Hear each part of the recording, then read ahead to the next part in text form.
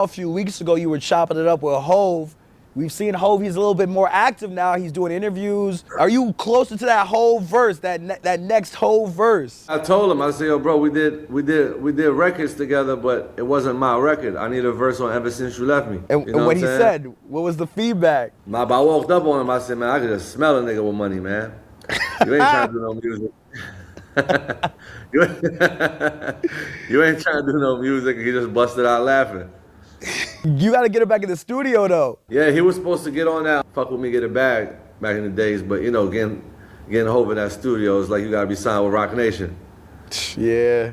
Shout out to Hove, man. He always there every time. You know, every time I hit him up, he's always there. He's one of the real right OGs in New York. You know what I'm saying? He's always there for advice, and if he could do something, he'll do it. You know what I'm saying? We've been asking everybody because the Yankee Stadium shows are coming up later this summer. What you got between Blueprint or Reasonable Doubt? If you had to choose one of those two legendary albums of his, which do you prefer? I look at those albums like D Block and Dipset.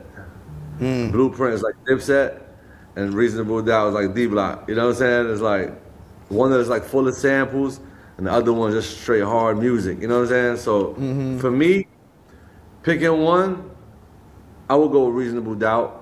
Classic. Because it ain't nothing like that first album, because the artists go through so much making that first album that it be things from previous years. That's why a lot of people, it's hard to make a second album, because you go through so much before you get on that you use all that music on your first album. Even if you drop tapes, even if whatever it is, you take the best songs off the tapes.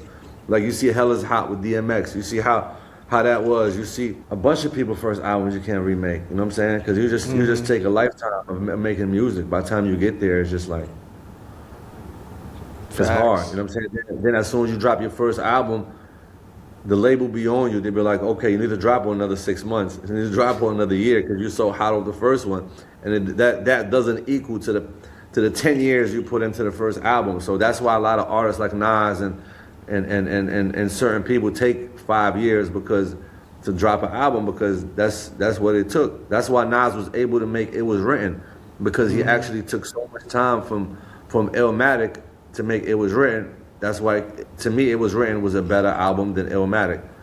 And I argue with people all the time. You know what I'm saying? I just feel like that was just one of them albums. You know what I'm saying? And even though Illmatic has no skips and it has, you know what I'm saying, like it's a smaller track list, I just feel like, you know, Nas took them years because he knew he had to keep up with that, and he actually did and beat it.